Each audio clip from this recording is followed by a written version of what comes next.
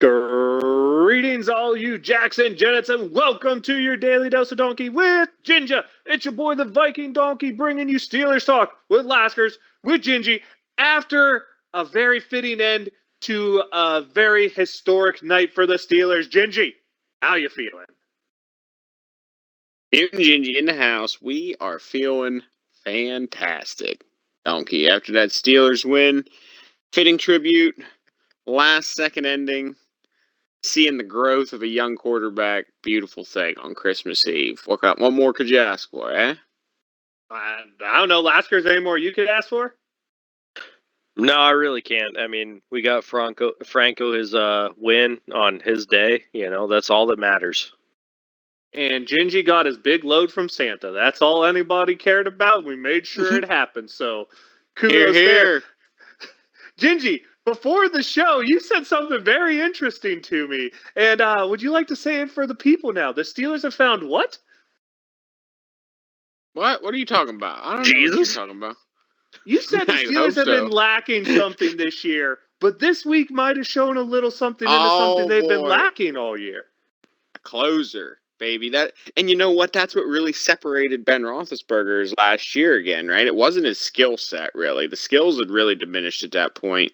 He was still viable on that football team because he finished out ball games, ice water in his veins. And you know what? This week, 10 unanswered in the fourth quarter from the Steelers offense.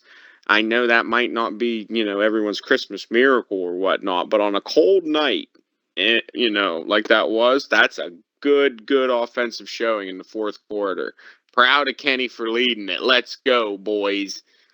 That was huge. And Laskers, to me, the big thing in this game is I don't want to evaluate this game from an outside perspective. Let's look at this game within the sidelines. There were two quarterbacks on the field. The conditions were bad. Both quarterbacks, you could tell, struggled from time to time. The ball was sailing here, short there. But one of these quarterbacks only made one mistake and proceeded to play clutch at the end, including a huge fourth down where he just would not be stopped. The team would not let him be stopped. I think Franco might have gave a little extra push in there too on that fourth down conversion. But when you look between the hashes, and yeah, I know Derek Carr now got benched, but Derek Carr, a guy that a lot of people like as that fringe type of quarterback, that Kirk Cousins level, in the head-to-head matchup, Kenny Pickett went up there, and Kenny Pickett outperformed Derek Carr. Oh, he definitely outperformed him. But, the thing that I texted both of you guys is maybe the Steelers should blitz a little bit more. You put some pressure on the quarterback, and he makes some big mistakes because he did not look good under pressure. There were some high passes, some tipped balls. Minka got his hands on a tip ball. I think it was Levi Wallace got his hands on a tip ball. And Gingy, one guy who I've yelled at for dropping some easy interceptions at the end of the game with Hunter Renfrow running wide open down the middle because Minka Fitzpatrick bit on the underneath route. Derek Carr throws the ball a little long, a little high, and Cam Sutton grabs the back half of that football and says, "You aren't going anywhere." What a thing of beauty to end the game. Let's go. Game closer. Loved it. Love to see him close it out with a strong defensive play. Donkey, that's what I talk about. These splash plays on defense. I mean, really, Donkey, if you got into it, Josh Jacobs was doing damage in the first half. You know what I mean? That defense rolling over, giving up another tough performance on the ground could have been very possible. Love seeing them close it out the way they did. Really, though, they shut Jacobs down for most of the game, which is why Carr had to throw the ball, though I think they should have still rode Jacobs more than they did. But he ran. First quarter, he was running. I'm going to say the one thing. His one big run did get called back for a penalty, though, which I think really helped the Steelers, really helped momentum. And a guy I'm going to give a little kudos to here. I've knocked him a few times because, no offense to Robert Spillane, he's not athletic enough to be a middle linebacker in the NFL if you have to cover anyone. You saw it this week, his weaknesses in coverage. He got burned once by Waller and once by Renfrow, and those are the only two times they even threw the ball successfully, I feel like. But the thing I want to say about Robert Spillane is he's an upgrade from Myles Jack. I've started to watch this game tape, and Myles Jack is just always out of position, not making plays, and not doing what you need to do, which is why he's been such a low-rated guy, and the Steelers were able to get him for essentially nothing. Robert Spillane, while he might not have the athletic ability of a Myles Jack or a Devin Bush, he's in the right spot, And we've seen it the last few weeks. Spillane's the middle linebacker who doesn't come off the field. I mean, is that a good thing for the Steelers? No, but I don't think it's a coincidence. The run D has been better when the guy is in the proper gap assignment. Something to say there about Robert Spillane just doing the job? That's why he's been the guy that's been pretty consistent at that spot. He's last like few a years less on the athletic roster. Vince Williams, and I don't know if that's a good thing or not, but in this team, I guess it is. Laskers? I mean, he's definitely been looking a little bit better. There's definitely some room for improvement, but I do agree with your statement that, he did actually make some plays last week. And Gingy, we have to give some kudos on the defensive side of the ball to a guy who turned back time, let's say, and vintage Cam Hayward showed up for this game. Here, I believe we needed it. All right, and this is the time of the season when the veteran guys do show up. Again, the Ben Roethlisbergers, the Cam Haywards of the world, the veteran guys in that locker room show up in December. They don't. And I'm not saying they don't show When it up gets in cold. September, but when the games matter, maybe just a hair bit more, they're there. I hear you on that. Offensive side of the ball, offensive line, another putrid performance, for lack of a better term. Killing drives with penalties, pressure all day, no running game to speak of. But I saw something really fun, really good for the future of the Pittsburgh Steelers, and that was, while the run game sucked, Kenny Pickett not only was finding Deontay Johnson in the first half, so then the Ravens decide to move their coverage to Deontay. That left open Freiermuth and Pickett, Pickens. I said it right the first time. And Pickett was able to find Pickens and Freiermuth the second half, including that huge touchdown throw. I love to see the growth. I love to see the knowledge of, hey, they're taking him away. These other guys can do it. But more importantly, I love to see all three of our top pass catchers performing on the same night, as I believe this might be the first or second time all year that all three of them broke the 50-yard mark. Yeah, I think you're right. I'm not going to look up that stat. I mean, is that something we should see as there's the future of the Steelers, Gingy? Is that what we're seeing? Let's hope so. They're going to have to develop identity moving forward, in order to be able to get consistent wins and sustain games consistently. If that's what Pickett's strong suit is going to be, his chemistry with his wide receivers and those guys, and we can supplement that with some run game, then maybe we don't have to have, a focus on the run game, just enough to be able to get guys open. So I'm gonna throw this out at you guys. Is there some concern Deontay being the number one and he doesn't have a single touchdown on the season? Yeah. Is there some concern there? No. And the reason I'm going to say no is Deontay Johnson hasn't went and bawled about it to people. To me, that shows maturity, and a thing that I look for in a number one is maturity, because let's be honest, as a Pittsburgh Steelers fan, we have dealt with enough immature number ones, Santonio Holmes, Plaxico Burress, Antonio Brown, that maybe having a guy with a little maturity is a nice thing. I actually like to see that because Deontay's still grinding, and he's not, even if it's getting to him, he's not letting it show. Gingy, your thoughts? Well, I don't know. You know what I've said about unforced errors before, and it's going to take a couple consistent games for Deontay for me to really get on that bandwagon, and he's a true number one guy again. I mean, you can break it down any way you want, but square up at no touchdowns on a number one guy, that's not going to do it anywhere for any reason. No, at this point. No, I hear you, but I'd be more concerned if, the Steelers were actually lighting up touchdowns. I think that's something this team will grow, will get better with, and not truly a concern for me because that's not the guy Deontay Johnson is. He's not the big play touchdown guy anyway because he's not a huge target in the red zone, and he's not really elite at deep balls. So that's where George Pickens and Pat Freiermuth need to pick up the slack. I'm not sure you'll ever have a true one, but those three working together can make one hell of a monster. Laskers, before we let Gingy get into his differential for the game, any closing thoughts on the immaculate 13-point win? No, I really don't have any points because, I did call we'd have 13 points, and, at least I was right on that, but it wasn't an immaculate win because by any stretch of the imagination. I don't know what you're talking about. Playoff hopes still alive, although they could be dashed before we play on Sunday night, which is a big concern for me about that game. But Gingy, what was the differential for the game for you? Donkey, differential, last game, 10 points in the fourth quarter, an ability to sustain a drive, close out a drive, don't put it in the hands of your field goal kicker.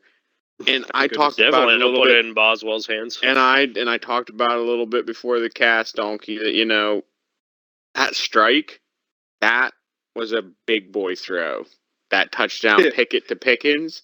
Two young people, both hopefully looking to be pre-meritor position, developing together young, early. That's your differential for me, man. That's your closeout. I hear you on that for sure. Before we get into breaking down the Baltimore game, I actually want to have a little bit of a quarterback talk here prior to the Baltimore game. Anyone who wants to see these stats, I do think I might write an article on Behind the Steel Curtain. It won't be on the fan post about comparing all the quarterbacks in the Matt Canada era, not by their stats, but by the offensive stats when they come to play, just so you can see how every quarterback has stacked up. And the numbers might surprise you here. Not the biggest surprise here. The best touchdown quarterback in Matt Canada era, clearly Ben Roethlisberger, which has led to him having the lead in points per drive, as he has 1.68 points per drive. Kenny Pickett and Mitch Trubisky are about 1.5. If you want the start in a drive that Rudolph had, I do have those stats, but I didn't think they were going into. You guys really care about those? Anyone care about Mason anymore? No, because he has no chance to start. So anymore? The fun part for the fun part. I can't get over that. Thanks, Gingy. You never cared. I know. You're welcome. I can't. The fun part to me was seeing that Ben Roethlisberger actually led, percentage-wise, less scoring drives than both Mitch Trubisky and Kenny Pickett, who's the best percentage there. Scoring opportunities, again, Roethlisberger was lower than those two. And if Boswell made the same amount of field goals this year, percentage-wise, as he did last year, the Steelers would actually have more points with Kenny Pickett per drive than Ben Roethlisberger's last year. First downs per drive, again, Kenny Pickett's the best out of the three. Yards per drive, Kenny Pickett's the best out of the three. Turnover rate, Ben's the best at 9%, while Pickett and Trubisky both have 11%. I showed Lasker's and Gingy's numbers yesterday. It's amazing how close they are in total numbers between Trubisky and Kenny Pickett. It's almost like the same person starting, but yeah, I mean, it's a little like, different. It's like 0.1% on everything. Yeah. 3 and outs. Ben Roethlisberger went 3 and out 23% of the time, whereas I believe Trubisky went 3 and out 25% of the time, and Pickett's gone 3 and out 26% of the time. But Gingy, is it a little surprising to see that Kenny Pickett, outside of points per drive, is actually better almost in every other per drive stat than Ben Roethlisberger? And that's including yards per play, by the way, if anyone's curious.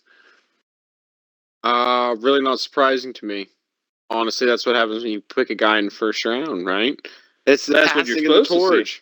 That's what you're supposed to see. Exactly. Gingy, do you want to get into some really fun stuff before the Baltimore game? How about we look at Kenny Pickett before the bye week and after the bye week? Let's just call that the pseudo changing of the point for Pickett area. His what do we want to say this? His scoring drive percentage increases dramatically after the bye week. When you're talking Kenny Pickett, you're talking 25% of his drives are scoring drives before the bye week.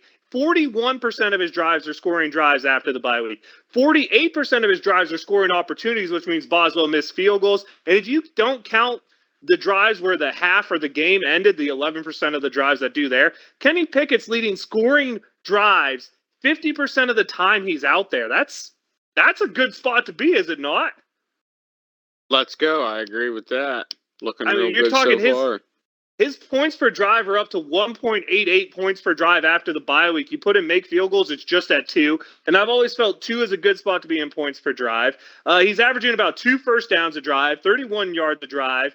His 3-and-outs have dropped from 32% down to 21%. His points per drive went from 1.2 to 1.8. The scoring opportunities from 30% to 48% of the drives. First downs have actually stayed the same, kind of surprisingly. His yards per play has gone from 4.6 up to 5 yards a play. That's a pretty big jump. But more importantly, his turnovers went from 23% of the time to 2% of the time in drives. This growth is exactly what you want to see out of a rookie quarterback, is it not? Again, I agree, Donkey. I'm liking what I'm seeing from Pickett so far. Laskers, you love to see this growth out of the young guy. I mean, 2 more games to put up 2 more, hopefully, good showings against supposedly high caliber teams. I mean, Baltimore's supposed to be a great defense, and Cleveland was a lot of people's sneaky pick this year for a Super Bowl. I definitely like what we're seeing out of Kenny right now. I'm sorry. I'm still trying to get over a cold, so I can't always talk all the time. But yeah, I do like what we're seeing out of him, and I hope we can continue to see what we're seeing out of him, I think that the more opportunities he has, the better we are. I agree with you there. Now let's get into the Baltimore game. Okay, so we did a pretty good breakdown of them last time. Let's just do the quick update here. Baltimore versus Pittsburgh. Now the record's 32-24. We're going to Baltimore where we're 13-13. If you want the largest win, the largest streak, go ahead, watch 2 weeks ago because we talked about it there. But now the current streak is Baltimore at 1 as they beat us the last meeting. And I don't know how to say this other than the defense played pretty good. The offense played pretty Well, you know what? I won't even say good because we should have put up 20-plus points. But there is one person in particular who, if all things go right, will not be playing in this game, who single-handedly, literally, threw the game to the other team. And, of course, that's the triple turnover game by Trubisky. Hopefully things are different this time. But sour taste in the mouth. Baltimore Ravens talking about how this game shouldn't get flexed to prime time because the Steelers don't deserve to be in prime time. Baltimore Ravens talking about how this isn't even going to be a game. I don't know, Gingy. I feel something's coming. Let's see it. We'll wait till prime time and then make that distinction. Blaskers, does the Steelers getting flexed into prime time make up for the Steelers getting flexed out of prime time like 4 weeks ago? Oh, I definitely think it does. And Lamar's still out, so that's a big thing for us. We gotta take that advantage and make it our thing. Laskers, if you could pull this up for me really quick, I believe this year without Lamar Jackson, the Baltimore Ravens have failed to put up 20 points in any game. Now, albeit I don't exactly remember the exact score of the last Steelers-Ravens game, so that could be a problem for me. I wrote it down, but I cannot find it in my notes. I thought it was 16-14, something like that. That sounds right. I didn't think anyone broke 20 points. But, Gingy, this is, again, a game where special teams is at a premium, and 16-13. 16-13, that sounds about right. They put up one. Oh, nope, they did not. They lost 19-20 against the Rams this year. That was the first game Lamar was on. It seems, with the backup in there. Okay, that's fair. We have something to shoot for. But what I'm going to point out is, while all the Steelers fans are here trying to blame the offense, and the other half is like, hey, give the rookie a chance, blame the high-paid defense, there's a man in the corner chewing bubblegum who has my full attention for what the biggest problem with the Steelers have been this year. It starts with the Shankopotamus. It starts with a field goal kicker who's making under 70% of his kicks. Laskers, your season X factor is really grinding my gears, as Peter Griffin would say. I agree. He's not doing very good. It starts with kickoffs going out of bounds after we take the lead. It starts with a useless special teams guy getting a taunting penalty in a close game that gives a first down when no one's even on the field. Gingy, how has the man chewing bubblegum not gotten any of the blame for the shortcomings of this Pittsburgh Steelers team? I can't tell. He's a lifer. How long you been there, Donkey? How long has he been in that position? long enough that I've ranted on him in the first season we did podcast. However long ago that was. Yeah. Long. Yeah, you're right, Donkey. We need to see something better.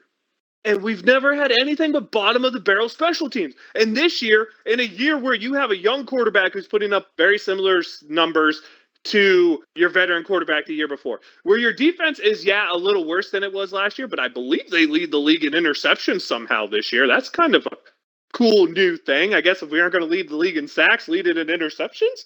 That's cool. Where TJ Watt gets hurt, where field position and points are at a premium, Laskers. When field position and points are at a premium, what unit needs to step up? Special teams. Exactly. 100% needs to step up.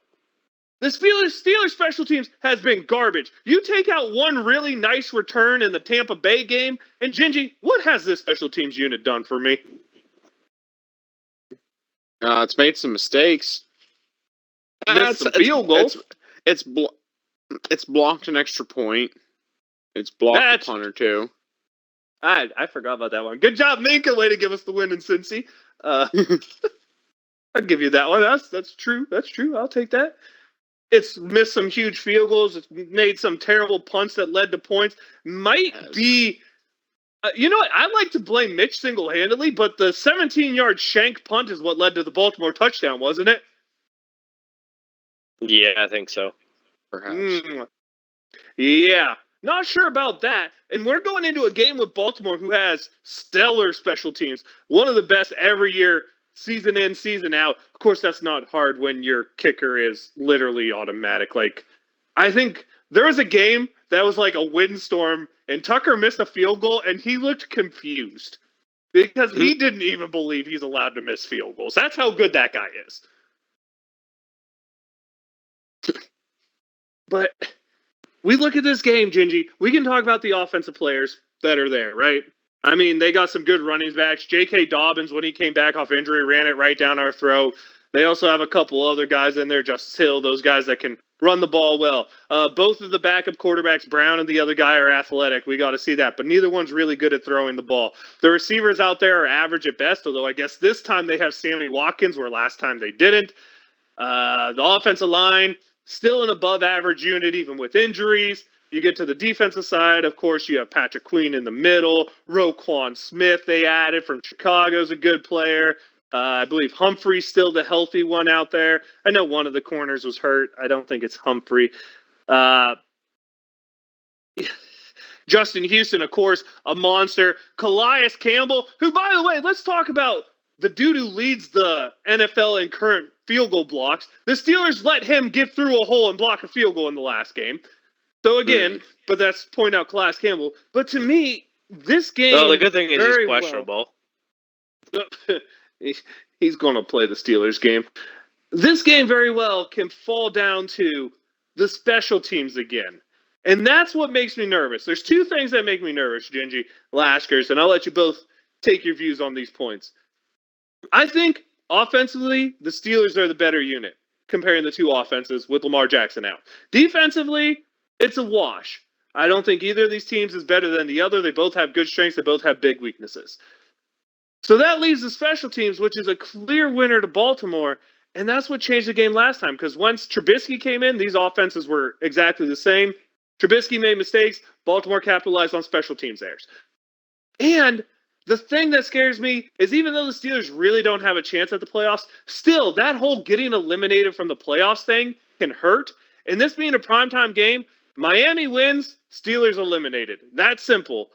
And I'm afraid that could be a letdown. What are you guys seeing in this game? Oh, I definitely think that can be a letdown, especially because Miami plays earlier than us, I think. They do. And, you already know if Miami wins, you're already out. Why even play? Because it's going to hurt. Why play to get hurt? You know what I mean? So pull the Tennessee model on this Thursday Night Football where Week 17 doesn't matter. We're playing for Week 18.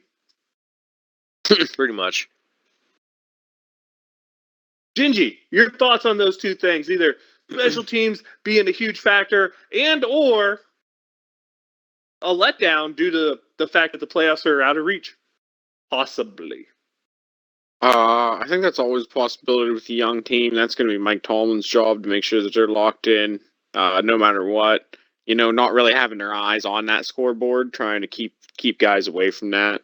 The problem is it's a 7-hour earlier game, Gingy. Yeah, it is. I don't think it's possible, but again, it's still coaching. Keep those guys fresh and locked in. So we'll see how he does there. And as far as it always comes down to something. Not necessarily special teams, but something small detail. One play breaking one way or the other, momentum breaking. That it might come on special teams, it might come on defense. I'd like to see it on offense. Mike Tomlin trying to tackle punt returners. I'd like to see it on. Yeah, okay. We've been there, donkey. Let's be honest. So, it's. I can't deny you there that special teams huge role. Needs to be consistent. Can't lose the game there. Won't lose the game there. Very disappointing if you do. Too true. Any closing thoughts from you two on the Baltimore game? Because I feel like we beat this to death the first time. I think we pointed out the shortcomings from that first time. Anything you guys want to add before we get to some fun picks? I'm good with it. All right. So, picks. Let's start this week. We got Cleveland going to Washington. Laskers, how do you feel that game goes? I'm going to go the Commanders. Yeah, I like that. Gingy? Yep. Commanders for me as well. Give me Cleveland just because isn't Carson Wentz supposed to start the game? I don't know. You're just trying to pick against us so you can get all those points. In Carson Wentz in a playoff scenario, so sorry. I actually feel this is going to be the first game Cleveland goes and has, 20 points with Deshaun Watson under center. I actually do feel that game's going that way. We have a really fun game. It's the second AFC North matchup. That's Buffalo going to Cincinnati. Huge game in terms of the standings. Gingy, who'd you like in this one? Give me Buffalo. Laskers. Can I say something? Go ahead. Go. I was going to say Buffalo still needs and really wants that number one seed. I think they're still playing their hearts out. That's fair. Laskers. Give me Buffalo by 10. Buffalo. Give me Joe Cool at home. There's something about him and beating premier teams that I don't know what it is, but I just don't bet against him. That's what it is, I guess. And then, of course, the marquee matchup, the one for a score, the one for an X factor. We got Pittsburgh at Baltimore. Who you guys like in that one? Well, Mutant Gingy is going to go with the Steelers. 20-17, X factor. You suck.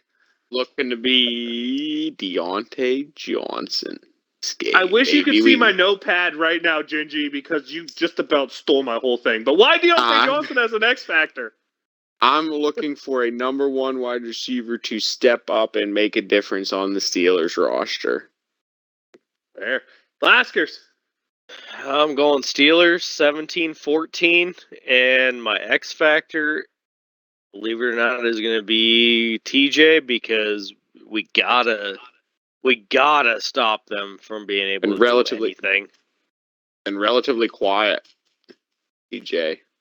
Mm-hmm. Injuries definitely playing a part on him. Oh, there's something wrong with him. Yeah. Since Gingy stole my score, I'm going to keep it that way. I have Pittsburgh 2017 as well, Gingy. There's a reason I said 20 as the magic number earlier. I do believe that's the magic number, and I do believe the X factor is the kicking game, both sides. I think Harvin comes out and averages over 48 yards a punt with no shanks. I believe Boswell kicks it perfect. I believe we don't screw up a kick return. I believe no stupid penalties, and I think the field position plays the game at the end. A deep punt pins Baltimore. We get the ball back, and the Wizard of Boz lets it know that he's coming back and having a good end of this season. But before we get into shout-outs, I want to update you on our picks from last week, if anyone doesn't remember. Donkey goes perfect 4-0. Gingy and Laskers both 3-1. Everyone picked the Steelers game Wait correct. a second. No. I'm 2-1-1. You picked a tie. A tie is a loss if it doesn't happen. A tie is a loss if it doesn't happen. It's not half a game. Not how we're playing. Cheater. No Venmo to Laskers. He didn't call that one perfect. And now it's time. Let's get into shoutouts. Next week I will have, because I only have 2 more weeks to find out our picks to give you the full season stats of it. But let's get to shoutouts. Let's start with Laskers. Who are you going to shout out today? Oh boy, I got to think about that one. You know what? I'm going to shout out Cam Hayward, Good job, big man. You got 2 sacks last week, and, we know you're on the downswing of your career, but you've done a good job. So please keep it up for the next 2 weeks, and that's all we need from you. Heck yeah. Gingy! Heck yeah, my shout out goes to a different Cameron Sutton, waiting to show it up at the end of the game and close it out strong. Almost picked him for my X Factor last week, was thinking about it in my head, made me pay for not saying it out loud. Shout out to him this week. Let's go. My shout out this week has to be the Pickett to Pickens touchdown connection. Beautiful thing to see. And how about shout out to little baby Hayward on the end around, ending the game, not giving the Raiders even another chance. What a little pretty thing to see. But honestly, just shout out the whole Steelers. That's a game you had to win, and winning it at 13 points was absolutely perfect. And shout out to the Pitt Panthers for winning the Sun Bowl. Finally broke that curse. Take that, UCLA. We were playing without 10 of our regulars. Guess I gotta let you know. I'm the Viking Donkey, Viking_Donkey, Twitch and Twitter. Your daily dose of Donkey with Ginger's YouTube channel. Leave us a like, comment, follow. Tell us what you think. Tell us if you have some picks you want to put out there. Tell us if there's something else you want us to talk about. We love hearing from y'all. Send it to Laskers. I'm the Laskers everywhere, and if you can't find me, well, then you need to learn how to spell Laskers. But over to you, Gingy. Sweet, I love it. All right, boys, get fired up. This is you and Gingy. We playing games, we talking football, and we are getting stoked for December. Ravens, tough football. This is gonna be a slobber knocker, donkey. And if you ain't excited for it, then there's something wrong with them ya. chin straps. Boys, wave them if you got them. Let's go. Here we go, Steelers.